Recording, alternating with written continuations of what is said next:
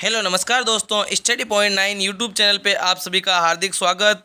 आज है 8 जून 2023 और 8 जून 2023 से जितने भी करंट अफेयर्स की कुमार गौरव सर की क्लास है उनको शॉर्ट समय के अंदर 1.5 घंटे की क्लास को हम 20 मिनट के अंदर करने जा रहे हैं।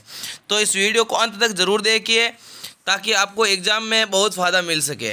और यदि वीडियो पसंद आए तो वीडियो को लाइक कर दीजिए, दोस्तों के साथ शेयर कर दीजिए और चैनल पे नए हैं तो चैनल को सब्सक्राइब कर दीजिए। साथ ही साथ इन क्वेश्चनों की जो क्यूज है वो हमारे Telegram channel study point 9 daily current affairs update के ऊपर मिलता है, जिसका लिंक इस वीडियो के डिस्क्रिप्शन के अंदर दिया हुआ है।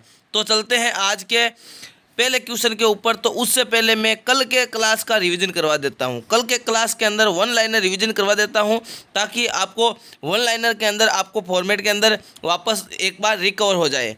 तो रिवीजन पे चलते हैं कल की क्लास के ऊपर कि जिसे सूरीनाम का सर्वोच्च नागरिक सम्मान the great honour of the chain of yellow star दिया गया, वो किसको मिला है? तो वो मिला है द्रौपदी मुर्मू को। एडगर्स रिकेविक्स किस देश के राष्ट्रपति चुने गए?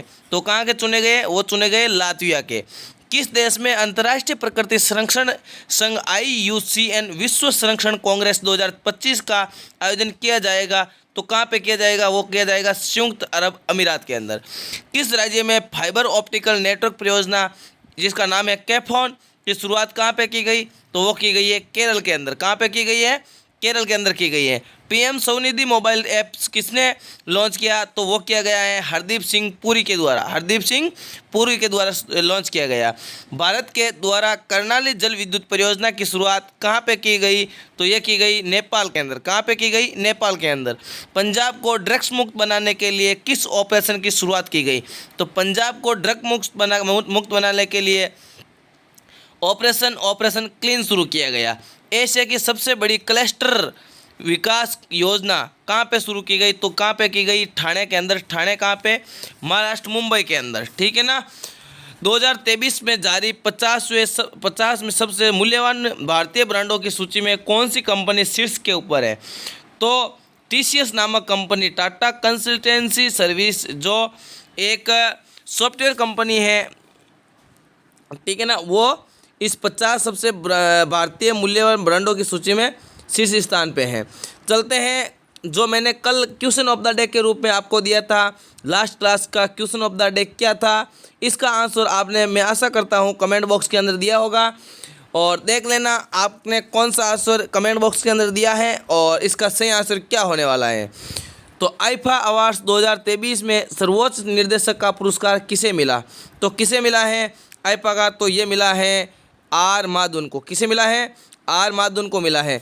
देखिए दोस्तों, मेरा मकसद यही है कि मैं हर क्वेश्चन को 4 या 5 बार में रिपीट करवा सकूं और 4 या 5 बार में रिपीट करवा देता हूं 2 दिनों के अंदर, 5 दिनों के अंदर, 7 दिनों के अंदर। तो आपको वो दिमाग के अंदर परमानेंटली छप जाता है ताकि एग्जाम में जैसे ही क्वेश्चन आए आप क्वेश्चन को देखते ही उसको क्वेश्चन को पूरा नहीं पढ़ के पहले ही आप आंसर बता दोगे, ये आंसर इसका होने वाला है। ऑप्शन को देख के इसका आंसर बता दोगे, ये ऑप्शन होने वाला है। तो यही मेरा मकसद है और आपको देख लेना।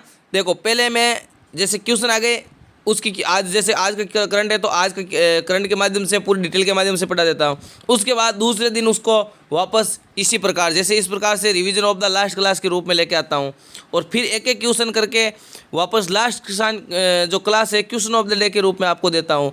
उसके साथ साथ ये वापस दूसरे दिन शाम को आपको मिल जाता है क्या? वहाँ टेलीग्राम चैनल के ऊपर क्यूज, वहाँ पे आप क्यूज कर लेते हो। फिर उसको साप्ताहिक रिवीजन के अंदर लेके आता हूँ, फिर मंथली रिवीजन के अंदर लेके आता हूँ। इतनी बार रिपीट होने के बाद क्वेश्चन परमानेंटली दिमाग के अंदर फिट हो जाता है। आपको रटना नहीं है, आपको ओनली फॉर करंट की क्लास लेना है और नोट करना है नोटबुक के अंदर और ओनली फॉर उसे एक बार देख लेना है और हमारी क्लास के साथ जुड़ जाइए। क्लास के साथ जुड़ जाओगे, चैनल को सब्सक्राइब कर लोगे और साथ ही साथ चैनल के ऊपर कम्युनिटी के अंदर भी ऐसे क्वेश्चन डालता हूँ तो आपको करंट तो 1 नंबर करवा दूंगा। हर एग्जाम के अंदर 20 में से 18 क्वेश्चन इन्हीं क्लासों में से पढ़ेंगे, ठीक है ना। और आपका क्या जाता है 20 मिनट के अंदर चलते चलते आप पढ़ सकते हो, ठीक है ना। तो चलते हैं आज के फर्स्ट क्वेश्चन के ऊपर। फिनलैंड की सुरक्षा के लिए किस संस्था द्वारा आर्कटिक अभ्यास का आयोजन किया गया? तो फिनलैंड के द्वारा सुरक्षा के लिए, देखिए साथियों, जब आप सभी को पता है अभी यूक्रेन और रशिया के बीच युद्ध चल रहा है। अभी 1 साल से ऊपर प्लस हो गए दिन, लेकिन अभी रुकने का नाम नहीं ले रहा है। तो देखो फिनलैंड भी उन्हीं की सीमा के अंदर ही है, ठीक है ना। तो उनकी सुरक्षा के लिए किस संस्था द्वारा आर्कटिक अभ्यास का आयोजन किया गया? देखिए साथियों, जो नाटो है, देखो नाटो के अंदर ये संस्था द्वारा शुरू किया गया है। अब मैं बात बता देता हूँ, नाटो में के अंदर 30 सदस्य पहले थे, लेकिन इन फिनलैंड के आने के बाद कहाँ कितने हो गए? 31 सदस्य हो गए। और फिनलैंड नया सदस्य आया तो उसको वापस पूरी जानकारी बताई जाएगी कि इस प्रकार से इसकी संस्था के अंदर होते हैं, नाटो के अंदर कैसे युद्धाभ्यास होता है और किस प्रकार हम जो दुश्मन देश है उसका सामना कर पाते हैं, और 30 या 31 देश जो भी इस संगठन के अंदर शामिल है वो किस प्रकार एक दूसरे के सहयोग के माध्यम से उसको हराने में लग जाते हैं। देखो अब मैपिंग के अंदर देखिए बात करें तो ये है रशिया, और रशिया से बॉर्डर साझा करता हुआ ये यहाँ पे है फिनलैंड, ठीक है ना। और देखो यहाँ पे नार्वे के पास ही है ये स्वीडन, ठीक है। एस्टोनिया, लातविया, लिथुआनिया, ये मैंने कल की क्लास के अंदर बताया था। ये बाल्टिक सी है। तो बाल्टिक देश कौन कौन से हैं? तो ये तीनों बाल्टिक देश हैं, एस्टोनिया, लातविया और लिथुआनिया, ये बाल्टिक देश है, ठीक है। और ये बेलारूस आ गया, रूस का साथी, और ये पोलैंड आ गया, जर्मनी आ गया, डेनमार्क आ गया और ये आ गया यूके, ठीक है ना। तो इसका सही आंसर हो जाएगा नाटो। जो नाटो है, नॉर्थ अंटार्कटिक ट्रीटी ऑर्गेनाइजेशन, ये संगठन की फुल फॉर्म है। और इसका जो मुख्यालय की बात करें तो ये ब्रुसेल्स बेल्जियम के अंदर है। कहाँ पे है? ब्रुसेल्स बेल्जियम के अंदर है। स्थापना की बात करें 4 अप्रैल 1949 के अंदर नॉर्थ अंटार्कटिक ट्रीटी ऑर्गेनाइजेशन इस संगठन का नाम है। और फिनलैंड अभी हाल ही में इसके अंदर शामिल हुआ था, ठीक है ना। इसका गठन 4 अप्रैल 1949 को मैंने बता दिया है।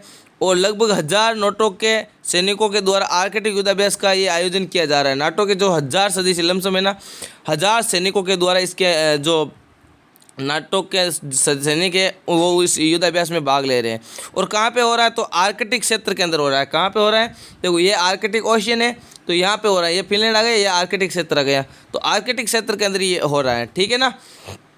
चलते हैं नेक्स्ट क्वेश्चन के ऊपर। आज का सेकंड क्वेश्चन क्या है?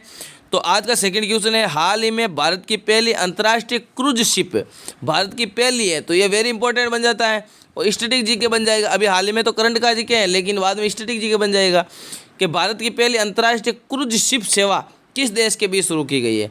तो किस देश के बीच शुरू की गई है? तो ये की गई है भारत और श्रीलंका के बीच। किसके बीच की गई है? तो ये भारत और श्रीलंका के बीच first incredible India international cruise conference 2022 के अंदर इसमें इनॉग्रेशन हुआ था। और अभी हाल ही में इसका शुरुआत हो चुकी है भारत और श्रीलंका के बीच। केंद्रीय बंदरगाह, नौवहन और जल मार्ग और आयुष मंत्री सर्बानंद सोनोवाल ने जून 2023 को चेन्नई से इस क्रूज को हरी झंडी दिखाई है और साथ ही साथ 17.21 करोड़ इसकी लागत आई है। और सर्बानंद सोनोवाल हैं जिन्होंने कहा कि देश के अंदर क्रूज पर्यटक और समुद्री व्यापार के नए युग की शुरुआत के तौर पर देखा जा रहा है। और अब देखो अन्य फैक्ट की बात करें तो देखो दुनिया का सबसे लंबा रिवर पुल कौन सा है? वो है गंगा विलास। कौन सा है? गंगा विलास। दुनिया का सबसे लंबा रिवर क्रूज गंगा विलास का परिचालन कब हुआ? तो जनवरी 2023 के अंदर हुआ था। और ये उत्तर प्रदेश के वाराणसी से असम के बोगीबील तक चलता है। इसका रूट है जो बांग्लादेश से होकर गुजरता है और इसे अंतर्राष्ट्रीय क्रूज नहीं कहा जाता है क्योंकि ये बांग्लादेश में कोई नया यात्री सवार नहीं हो सकता है। तो ये जो गंगा विलास है ना, गंगा विलास रिवर क्रूज है, वह इंटरनेशनल इसलिए नहीं है क्योंकि अंतर्राष्ट्रीय इसलिए नहीं है क्योंकि वहाँ से बांग्लादेश से कोई भी यात्री इसके अंदर सवार नहीं कर सकता है, ठीक है ना। तो इसलिए वो पहले हो गया। अब चलते हैं नेक्स्ट क्वेश्चन नंबर 3 के ऊपर।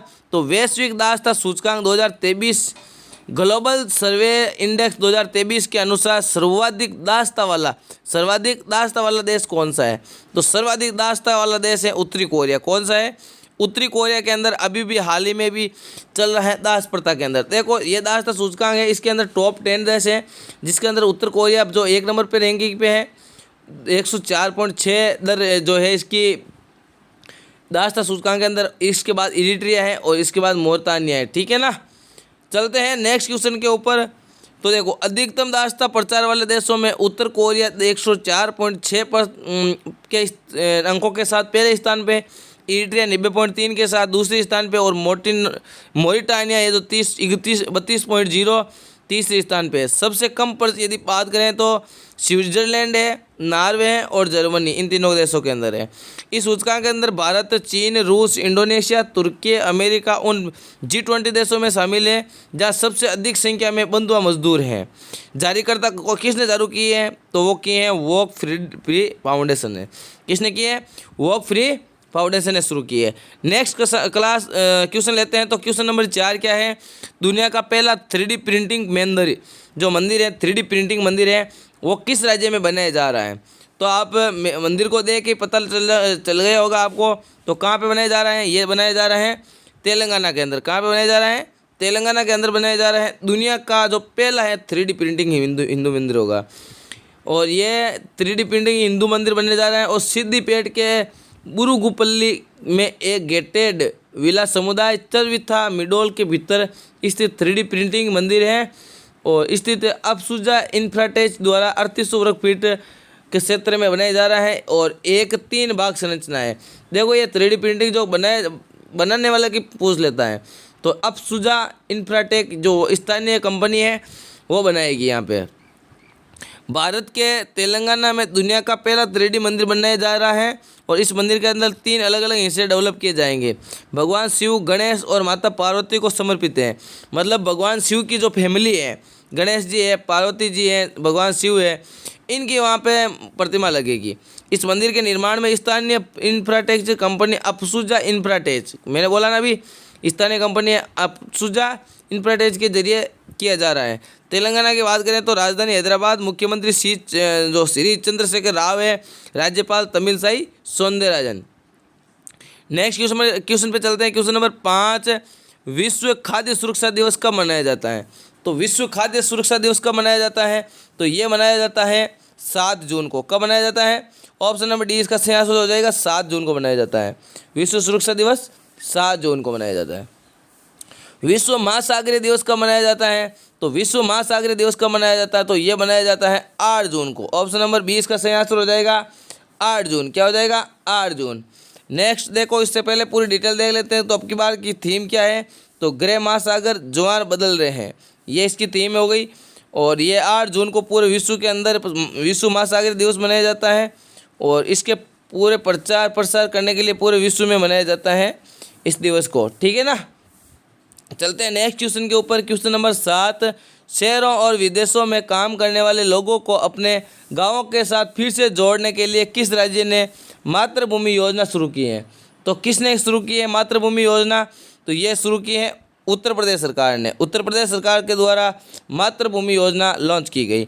हाल ही में किस बैंक ने बेंगलुरु में प्रोजेक्ट कुबेर, जो कुबेर ऐप चलता है उसी प्रकार से प्रोजेक्ट कुबेर लॉन्च किया है? तो किसने लॉन्च किया है? तो वो किया है SBI ने। स्टेट बैंक ऑफ इंडिया ने शुरुआत किया है। स्थापना की बात करें 1955। ठीक है ना। देखो सॉरी भारतीय स्टेट बैंक के ग्राहकों की बैंकिंग ज़रूरतों को पूरा करने के लिए जो प्रोजेक्ट कुबेर लॉन्च किया है, SBI ने बेंगलुरु के सर्कल के द्वारा इसको लॉन्च किया गया है। और लेन देन बैंकिंग हब कॉरपोरेट गैर कॉरपोरेट ग्राहकों को सेवा प्रदान करेगा। इससे उनके खाता खोलने से लेकर SBI की डिजिटल जो प्लेटफॉर्म है उनसे जुड़ने पर मदद मिलेगी। और ये हब है जो सभी भुगतान और संग्रह संबंधी आवश्यकताओं के लिए वन स्टॉप डेस्टिनेशन के रूप में कार्य करेगा। भारतीय स्टेट बैंक ऑफ इंडिया की बात करें तो इसकी स्थापना 1 जुलाई 1955 के अंदर सार्वजनिक बैंक के क्षेत्र में हुई थी। और मुख्यालय की बात करें तो मुंबई महाराष्ट्र के अंदर है। अध्यक्ष वर्तमान में दिनेश कुमार खारा हैं। Next question number 9, who killed Moosewala नामक पुस्तक के लेखक कौन है? तो कौन है? तो ये हो जाएगा ऑप्शन नंबर डी इसका सही आंसर हो जाएगा जुपिंदर सिंह। जो जुपिंदरजीत सिंह हैं वो इसके पुस्तक के लेखक है। कौन है? जुपिंदरजीत सिंह। वो किल्ड मूसेवाला। ठीक है ना। विश्व मौसम विज्ञान संगठन WMO, ये तो रिवीजन क्वेश्चन हो गया।